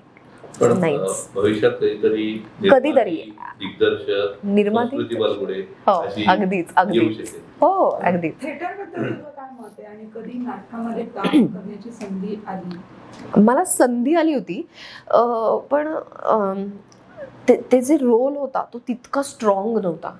म्हणजे मला असं खूप खरं सांगायचं तर मला खूप जण आहेत आणि एखादा असा रोल आहे नाटक करायचं म्हणून ते करायचं नाहीये. मला अशी उत्तम एक स्टोरी पाहिजे ज्याच्यामध्ये फोकस्ड असतील अभिनेता अभिनेत्री दोन्हीही किंवा फार तर फार 4 जण 5 जण, पण मेन फोकस म्हणजे आता चित्रपटामध्ये एक आपला प्रोटॅगनिस्ट असतो आणि त्याची हिरोईन असते, त्याची लीड असते, तर तसं काहीतरी स्ट्रॉंग कॅरेक्टर आलं पाहिजे. मला नाटक याच्याविषयी थोडीशी भीती आहे कारण मला असं वाटतं ते खूप अवघड आहे. मी बघितलंय, मला बघायला आवडतं अर्थात. रॅदर माझं ना एक खूप स्वप्न आहे की मला एकदा एका ब्रॉडवेमध्ये काम करायचं आहे जिथे तुम्ही नाचता, तुम्ही गाता आणि तुम्ही ॲक्टिंगही करता. ब्रॉडवेज मी बघितलेत, मी प्रत्यक्षात पण बघितलेत, तर त्यामुळे माझं असं खूप स्वप्न आहे. अर्थात मला फारसं गाता येत नाही, त्याच्यासाठी मी शिकेन, पण असं माझं स्वप्न आहे. पण नाटक आत्ता मला इनफॅक्ट खूप करायला आवडेल, फक्त मला तो तितका स्ट्रॉंग रोल सापडत नाहीये. तू ज्या वयात इंडस्ट्रीमध्ये आली आणि तिथून झालेला हा प्रवास आणि आता बदललेली इंडस्ट्री, काय फरक वाटतो, काय वाटतं तुला? खूप बदलली आहे ऑब्व्हियसली इंडस्ट्री. खूप चांगल्या गोष्टीही झाल्या, खूप ओके गोष्टी झाल्या. मी म्हणेन की आता सोशल मीडियाचा प्रचंड प्रभाव आहे इंडस्ट्रीमध्ये, जे मला कुठेतरी थोडंसं असं वाईट वाटतं त्या गोष्टीचं. कारण सोशल मीडिया, आपण म्हणतो ना सोशल मीडियावर जे आपल्याला दिसतं ते सगळं खरं नसतं, बऱ्याचदा खोटंच असतं. सो त्याचा प्रभाव कुठेतरी इंडस्ट्रीवर खूप झाला आहे. म्हणजे कधी कधी असं होतं, म्हणजे मी तरी असं ऐकलंय आत्ता सध्या की तुमचे ज्या ज्या सोशल मीडिया हँडल्सवर फॉलोअर्स जितके त्याच्यावरनं तुम्हाला कास्ट केलं जातं. खूपच चुकीचं आहे, खूपच चुकीचं आहे. म्हणजे मला असं वाटतं मग त्या इट इज नॉट फेअर. काही जण अशी असतात की जे ज्यांना कमर्शियल सक्सेस कदाचित नसतो, पण ते उत्तम असतात, ते टॅलेंटेड असतात आणि त्यांना त्यांचं ते ड्यूज मिळत नाहीत किंवा त्यांना त्यांचा तो त्यांच्याबरोबर ते करेक्ट होत नाही ती वागणूक, की जेव्हा तुम्ही कास्ट करता वेगळ्याच याला, की मग कदाचित त्याला अभिनय तितका जमतही नसतो, पण फक्त फॉलोअर्स तितकेच म्हणून तुम्ही कास्ट करणार, तर हे मला असं वाटतं जरा चुकीचं झालंय. काही फेक फॉलोअर्स मिळून येणारी मंडळी पण आहे. एक्झॅक्टली. सो ही रेस मला कळलंच नाहीये कशासाठी आहे. सोशल मीडियावर जे ट्रोलिंग होतं किंवा एखाद्या ऍक्टरची पर्सनल लाईफ म्हणा किंवा त्याच्या ऍक्टिंग बद्दलचं ट्रोलिंग केलं जातं, याबद्दल तुझं मत काय? मला तर असं वाटतं तुम्ही संत जरी असलात तरी लोक तुम्हाला ट्रोल करणारच. मला तर असं वाटतं या इंटरव्ह्यूवर सुद्धा काही कमेंट्स असे येणार आहे की अरे काय असं कोणी बोलतं का, असं थोडी असतं. हे मी यांची तयारी करूनच इंटरव्ह्यूला बसते की आपल्याला त्याचं वाईट वाटून घ्यायचं नाहीये, की प्रत्येकाचं मत असतं. फक्त माझं असं म्हणणं आहे की कधी कधी लोक असं विसरतात की ज्यांचा इंटरव्ह्यू चाललाय, एस्पेशली या क्षेत्रातली मंडळी ज्यांना तुम्ही ग्लॅमरस बघता, ॲक्टर्स आणि ॲक्ट्रेसेस बेसिकली, तुम्ही विसरता आधी की ते सुद्धा माणूस आहेत, त्यांनाही इमोशन्स आहेत, त्यांनाही वाईट वाटू शकतं. कोणावर कुठल्या कमेंटचा कसा परिणाम होतो हे तुम्ही सांगूच शकत नाही. खूप सोपं जातं, पटकन मोबाईल बघितलं, मला नाही आवडलं, लिहिलं हे काय घातलंय, अरे यार, किंवा किती जाड झाली आहे, अरे हिला कोणीतरी खायला द्या, हे असे कमेंट्स आहेत. किंवा अरे ही तर तितकी फेमस पण नाहीये यार, हिला कशाला बोलवलं, किंवा हिचं काही हे हे खूप सोपं झालंय लोकांना. आणि मला त्याचा त्रास होतो. बेसिकली त्रास याच्यासाठी की तुम्हाला जर चांगलं नसेल ना काही बोलायला, तर वाईट बोलण्याची काहीच गरज नाहीये.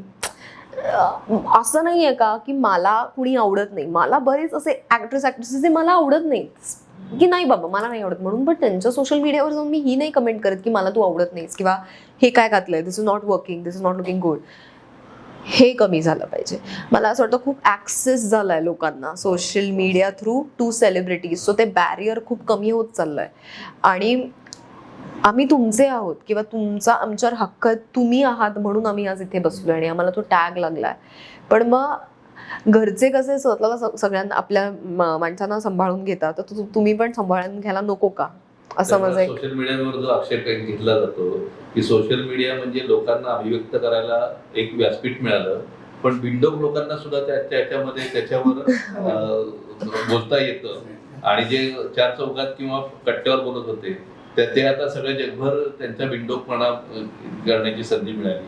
तर तो एक मायनस पॉईंट सांगतात, तू सांगते त्याला ती गोष्टी. एक्झॅक्टली. आणि काय असतं अगेन, सगळे म्हणतील की तुम्ही तर या क्षेत्रात आहात, तुम्ही सोशल पर्सनॅलिटीज आहात, तर तुम्हाला हे ट्रोलिंग आणि तुम्हाला नेगेटिव्ह कमेंट्स, हे क्रिटिसिझम, हे तुम्हाला घ्यायलाच आलं पाहिजे. I can understand criticism, I can understand constructive criticism. की फॉर एक्झाम्पल कुणीतरी असं लिहिलं की संस्कृती, मला असं वाटतं पर्सनली हा आउटफिट तुझ्यावर चांगला दिसत नाहीये, हा कलर तुला सूट होत नाहीये, नेक्स्ट टाइम प्लीज याच्यावर लक्ष दे. ही तू मला दिलेलं एक सजेशन आहे. पण जेव्हा तू असं लिहितेस किंवा जेव्हा तू असं लिहितोस, हे काय घातलंय, सूट पण होत नाहीये, तिला कॅरीच करता येत नाही, हे मला नाही कळू शकत. कारण का ही मग डेरोगेटर किंवा दुसऱ्याला खाली दाखवण्याची कमेंट झाली. हे थांबलं पाहिजे. ऑफकोर्स मी म्हणण्यानंतर कधीच थांबणार नाहीये, कारण का याच्यावर सुद्धा कोणाचं तरी मत असेल की असं काही नसतं, आम्हाला आमची मुभा आहे आणि आम्ही ते करणार. पण हा डेमोक्रेसीच्या नावाखाली वाटेल ते. पण एकच सांगेन मी या सगळ्यात की ट्रोलिंग इज फाईन, ते होणार आहे, त्याला काही आपण एका माणसाने सांगितलं म्हणून ते काही कंट्रोलमध्ये होऊ शकत नाही. पण जेव्हा तुम्ही काही लिहिता, एवढंच लिहिताना फक्त हा विचार करा, हेच वाक्य जर तुम्हाला कोणी बोललं तर तुम्हाला कसं वाटेल, एक्झॅक्टली तसं त्या व्यक्तीला वाटत असतं. सिम्पल. तू कॉन्व्हेंट शिक्षणामुळे मराठी खराब होतं असं तू सुरुवातीला म्हणालीस, पण आता तू जे बोलत आलेली आहेस त्याच्यामध्ये तू उत्तम मराठी बोलते आहेस. तर तुझं जे खराब मराठी सोपाळ तुझ्या भाषेत होतं ते आत्ताचं हे छान मराठी, यातला फरक कसा झाला? प्रकर्षाने केला. कारण इंडस्ट्रीमध्ये असेही काही जण होते की जे मला ण वर्ण बोलायचे, नाही ग संस्कृती, न असं. आणि तो आत्ता पण कधी कधी होतो. म्हणजे कधी कधी पटकन, त्या दिवशी हेच करत होते मी, सूत्रसंचालन आमचा शूटिंग चाललं होतं आणि ते टीपीवर असतं, टेलिप्रॉम्प्टरवर असतं, ते वाचायचं असतं. तर ते मी असं काहीतरी शब्द होता की आता कुणाचे पाय पाळण्यात आहेत हे कळलं पाहिजे, असं काहीतरी तो शब्द होता, ती लाईन होती. मी म्हटलं कुणाचे पाय पाळण्यात आहेत, तर मला थांबवलं इंदिवरवरून. संस्कृती न ऐकू येतं, न म्हटलं अच्छा ओके. मग मी परत केलं, तर कुणाचे पाय पाळण्यात आहेत, संस्कृती न ऐकू येतोय. म्हटलं ओके.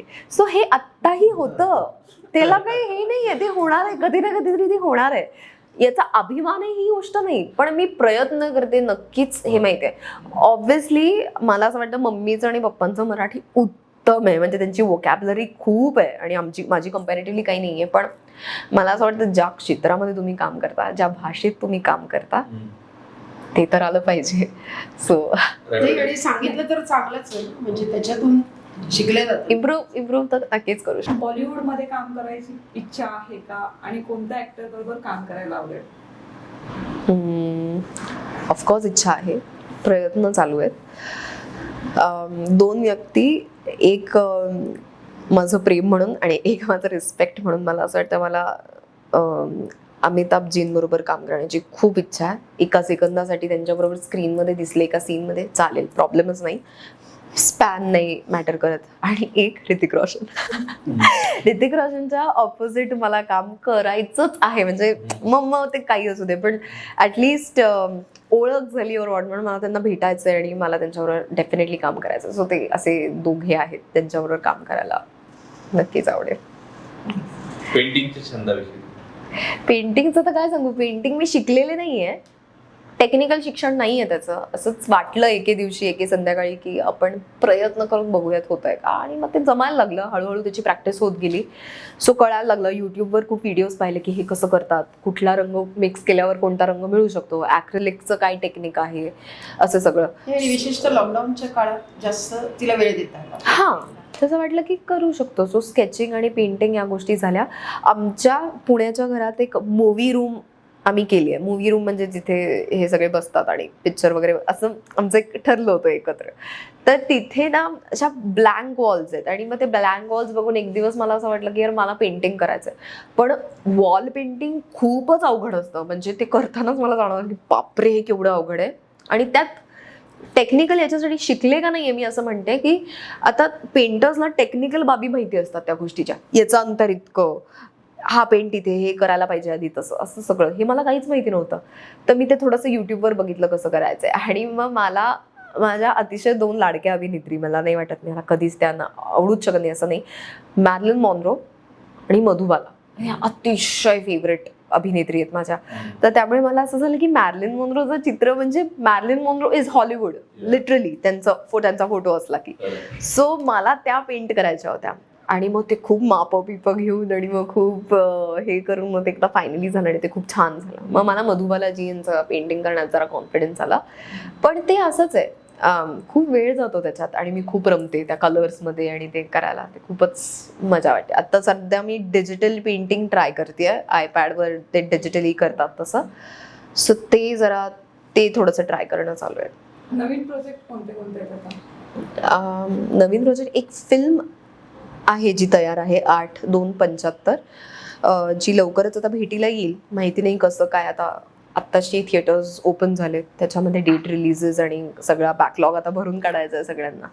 सो ती एक फिल्म आहे. आणि आता सध्या स्टार प्रवाहावर मी होणार सुपरस्टारचं सूत्रसंचालन मी करते. मी आता जस्ट बाहुबली मराठी डबिंग झालं, रिक्रिएट झाला तो चित्रपट, जो आता शेमारू मराठीवर दाखवणार आहेत ते. तर त्याच्यासाठी मी आता डबिंग केलं. पहिल्या भागामध्ये अवंतिका नावाचं जे कॅरेक्टर तमन्ना भाटिया यांनी केलं होतं, सो त्याचं डबिंग केलं.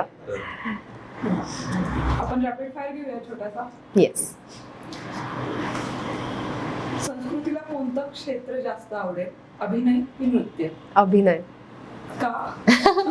का मी सांगितलंय, कारण मला म्हणजे आपण म्हणतो ना, काही लोकांना ट्रॅव्हल करून ती किक असते की हे केलं की डेअर डेव्हिल सारखं फिलिंग येतं. तसं मला अभिनयाविषयी वाटतं.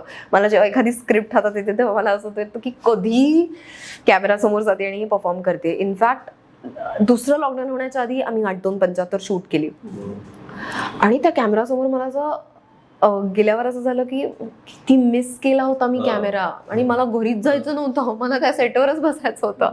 मला असं घरी आलं, शूटिंग संपलं आणि मी घरी आले ना की मी चिडचिड व्हायला लागते. असं घरी रिकामं नाही आवडत मला. इतर फिरायला आवडतं, नाही तर मग कॅमेरा, नाही तर काम. मला खूप आवडतं काम करायला. कोणते दिग्दर्शक जास्त आवडतात, सतीश राजवाडे, मंदार देवसे? सतीश सरांचं नाव याच्यासाठी घेईन, आवडणं म्हणजे दोघेही ऑब्व्हियसली मला खूपच मजा आली काम करताना दोघांबरोबर. सतीश राजवाडे याच्यासाठी ते माझं पहिले दिग्दर्शक आहेत माझ्या फिल्मचे, त्यांनी सुरुवात करून दिली, so he is always special. जवळचा मित्र कोण, शशांक की भूषण? भूषण ऑब्व्हियसली. शशांक बरोबर मी एकदाच काम केलंय, आमची ओळख आहेच ऑब्व्हियसली, पण भूषण याच्यासाठी कारण मी भूषणचं नाव नाही घेतलं तर ही मला घरी जाऊन बोलेल की भूषणचं नाव का नाही घेतलं, कारण का तो तिचा जास्त चांगला मित्र आहे. त्या दोघांचं इतकं पटतं, भूषण प्रधान आणि माझ्या मम्मीचं, की बाप रे, ते दोघं पिंजरामध्ये एकत्र त्याचा स्वभाव गँग बराचसा माझ्या मुलासारखा आहे, अच्छा. म्हणून त्याच्यामुळे जास्त. सो ते गँग अप होऊन माझी खूप खिचायचे दोघे मिळून, तर त्यामुळे भूषण प्रधान. आवडती मैत्रीण नेहा पेंडसे की भार्गवी चित्रपट? हे खूपच अवघड आहे. भार्गवी ही म्हणजे ताई आहे ऑब्व्हियसली, तर म्हणजे ती रागवायला असते, ती मैत्रीण आहे ते सगळं आहे. पण नेहाताईचं पण काहीच तोच पॅटर्न आहे आमचा. नेहाताई पण अशीच रागवायला असते मैत्रीण म्हणून, तर त्यामुळे एकीचं नाव नाही घेऊ शकत मी. उत्तर द्यावं लागेल. नेहाताई.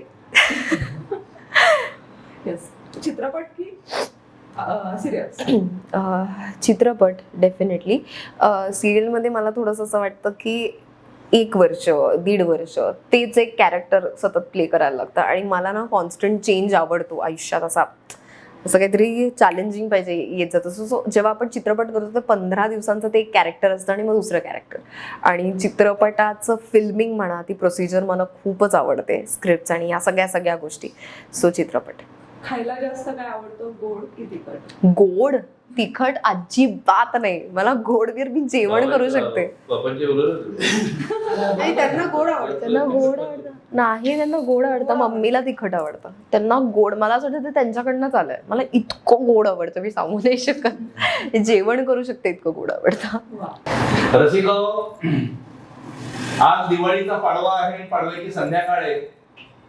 आपण महाराष्ट्रामध्ये म्हणतो पाडवा गोड झाला, आणि आपल्या महाराष्ट्रातल्या आपल्या लाडक्या अभिनेत्री, नृत्य कलाकार संस्कृती बालगुडे यांच्या बरोबर त्यांचा कला प्रवास ऐकताना, त्यांच्या बरोबर मनमुराद आणि मनमोकळ्या गप्पा मारताना खरोखरीच पाडवा गोड झाला अशी आमची आणि आमच्या बरोबर हा कार्यक्रम बघणाऱ्या लाखो रसिकांची भावना निश्चितच झाली असणार.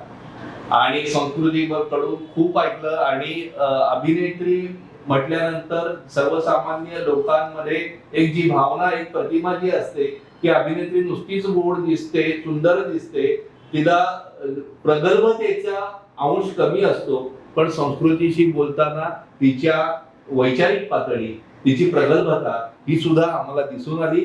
तिने केलेला अभ्यास पाहता खरंच लक्षात येतं. तिनेच तिच्या आता मुलाखतीत सांगितलं, ये लंबी रेस का घोडा आहे, ते मराठीत सांगतो. तिला कारकीर्द जबरदस्त, भवितव्य उज्ज्वल आहे, कारकिर्दी तिची बहरणार आहे, फुलणार आहे.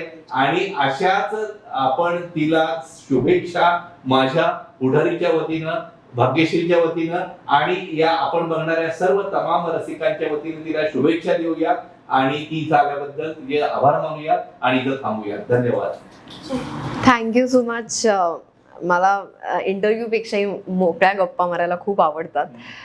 सो थँक्यू की तुम्ही मला बोलवलं. माझा मान आहे खरं तर, आणि फक्त मला नाही तर मम्मी पप्पांना पण बोलवलं. आणि आम्हा सगळ्यांकडनं तुम्हाला दिवाळीच्या खूप खूप शुभेच्छा आणि काळजी. मी आमच्या कुटुंबाच्या वतीने दिवाळीच्या आणि नवीन वर्षाच्या खूप खूप शुभेच्छा. आणि पुढारीने आज हिच्या बरोबर आम्हाला दोघांनाही बोलवलं त्याबद्दल पुढारीची आभार. धन्यवाद.